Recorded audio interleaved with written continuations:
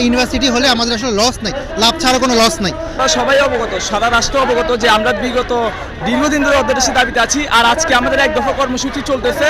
এখানে এক দফা কর্মসূচির অংশ হিসেবে আজকে আমরা প্রথম দিনের মতো শিক্ষা ভবন অভিমুখে পদযাত্রা করছি এবং আমরা এখানে অবস্থান করব।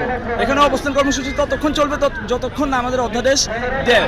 আমরা দেখতে পাচ্ছি যে ইউনিভার্সিটি নিয়ে বিভিন্ন মহলে আসলে বিতর্ক রয়েছে এবং ইন্টারকে এক পক্ষে দাঁড় করে দেওয়া হয়েছে, মডেল নিয়ে এক পক্ষে দাঁড় করে দেওয়া হয়েছে, শিক্ষকদেরকে আবার এক পক্ষে দাঁড় করে দেওয়া হয়েছে। তো এটা আসলে একটা ইউনিভার্সিটির জন্য বাধা হয়ে দাঁড়ায়। তো আমি আমার ইন্টারে যে ছোট ভাই আছে যে আসলে তারা কি অনেকে বলতেছে যে ইউনিভার্সিটির বিপক্ষে, আসলে তোমরা কোন যুক্তিতে ইউনিভার্সিটির বিপক্ষে, এটা তো আমার বোধগম্য হচ্ছে না।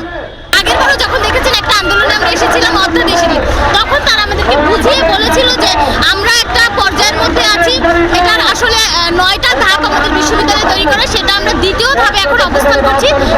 আর বাকি যে ধাপগুলো, সেই ধাপগুলো হয়তো বা 15 দিনের বা 1 মাসের মধ্যে সম্ভব করে। তো আমরা সেটা পজিটিভ নিয়ে চলে গিয়েছিলাম, কিন্তু 1 মাস পার হয়ে আরো বেশি সময় পার হয়ে গেছে, এখনো অধ্যাদেশ দিচ্ছে না। তাহলে এর পিছনে আসলে তাদের একটু গাফিলতি আছে, তারা একটু লেট করছে। যেহেতু একটা মন্ত্রণালয়ের কাজ, মন্ত্রণালয় আসলে শুধু আমাদের বিশ্ববিদ্যালয় নিয়েই কাজ করে না, সারা বাংলাদেশ নিয়ে তাদের কাজ, সেহেতু তারা হয়তো বা কালক্ষেপণ করছে। কিন্তু আমরা এখন আবার আন্দোলনে এসেছি, যখনই একটা কোনো আন্দোলন হয় তখন তারা একটু একটু করে কাজ বাড়ায়, কাজের গতি বাড়ায়। তাই আমরা ভেবেছি যে এখন যদি আমরা এক দফার আন্দোলনে এসেছি, তারা এই আন্দোলন দেখে আমরা কঠোর অবস্থানে আছি যে এই এক দফা আমরা না নিয়ে বাসায় যাব না।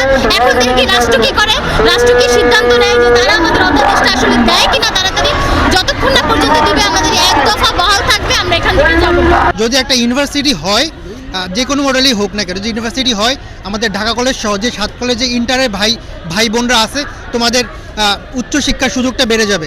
এবং তোমরা ইউনিভার্সিটি এখন তো যারা আন্দোলন করতেছে তারা কোনো সুবিধা পাবে না, সুবিধা তোমরাই পাবা।